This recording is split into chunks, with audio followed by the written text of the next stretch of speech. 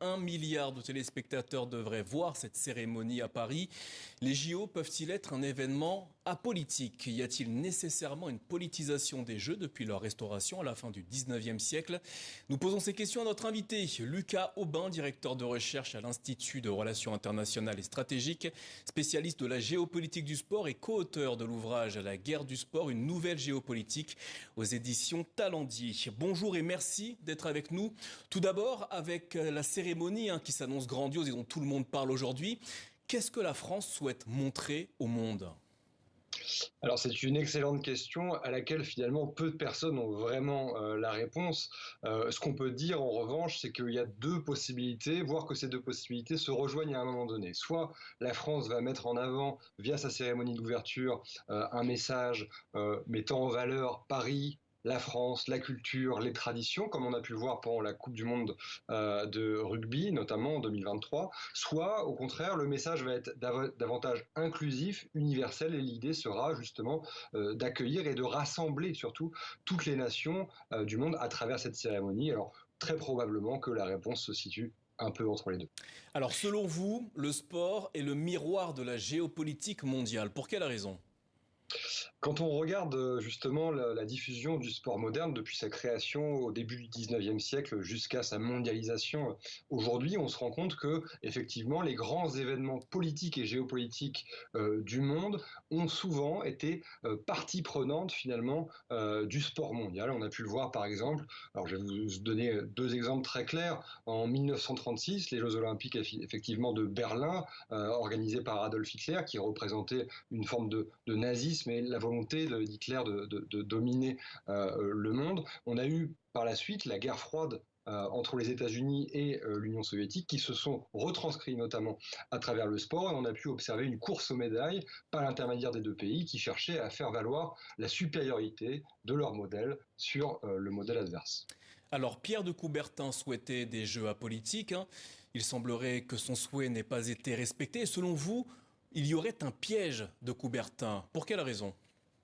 Oui, le piège de Coubertin, c'est une expression qu'on utilise avec mon co-auteur Jean-Baptiste Guégan. Et l'idée, justement, c'est à travers cette expression de montrer comment Pierre de Coubertin a souhaité effectivement créer un événement sportif apolitique et neutre, mais le problème, c'est que lui-même l'a politisé dès sa création par le biais de ses propres représentations. Et je vais vous donner un exemple. En 1896, lors de la première édition des Jeux Olympiques de l'ère moderne, les femmes étaient interdites d'y participer, les colonies également, donc seuls les empires finalement pouvaient être présents, et les sports pratiqués étaient avant tout européens et pratiqués du coup par des pays occidentaux. Donc on avait une représentation du monde qui était extrêmement géopolitique déjà. Alors les guerres actuelles en Ukraine et à Gaza divisent certains pays à travers le monde. Ces conflits peuvent-ils perturber les Jeux Olympiques qui se déroulent à partir d'aujourd'hui à Paris ? Oui, tout à fait. Si on se concentre par exemple sur le conflit russo-ukrainien, on peut déjà voir qu'il y a des inquiétudes et qu'il y a des tentatives d'influence de la part notamment de la Russie sur l'événement. On sait que la Russie mène une guerre hybride contre la France, notamment depuis que la France livre des armes à l'Ukraine et a annoncé via Emmanuel Macron que des hommes pourraient potentiellement être envoyés sur le terrain militaire.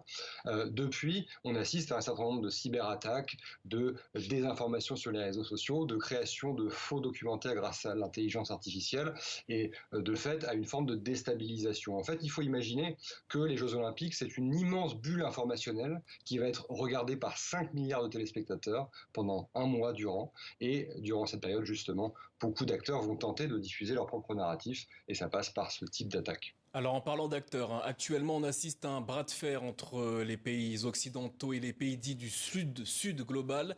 Comment se traduit-il dans le sport ?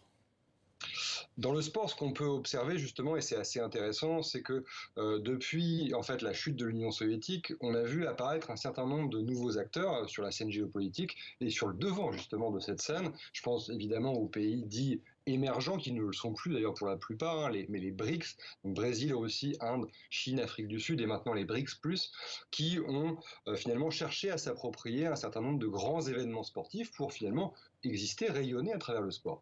Avant, durant le XXe siècle, ces événements sportifs étaient surtout utilisés par les pays occidentaux. Aujourd'hui, le monde a changé. On est dans un monde multipolaire et effectivement de nouveaux acteurs apparaissent grâce au sport. Et on a vu la Coupe du Monde de football au Qatar, on a vu les Jeux Olympiques d'hiver à Sochi, on a vu un certain nombre d'événements majeurs se produire justement dans ces pays-là. Et ça traduit bien sûr la mutation du monde dans lequel nous vivons.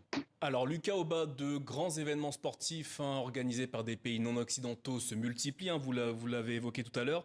Existerait-il un phénomène de désoccidentalisation du sport ? Oui, tout à fait. C'est une expression que je trouve assez intéressante et qui traduit bien, je crois, la mutation du sport que nous voyons actuellement. La désoccidentalisation du sport, finalement, c'est justement cette façon dont les pays dits émergents, mais qui ne le sont plus, qui ont émergé, comme je l'ai dit, utilisent le sport comme désormais une arme d'influence, de diffusion de leur modèle à l'échelle internationale.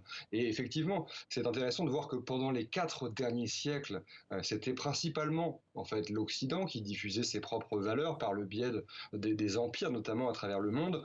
Aujourd'hui, les choses ont changé et on a justement ces nouveaux acteurs qui désormais peuvent diffuser leur culture par le biais du sport à travers justement ces grands événements, ce qu'on appelle ces méga événements sportifs qui se tiennent parfois sur leur territoire.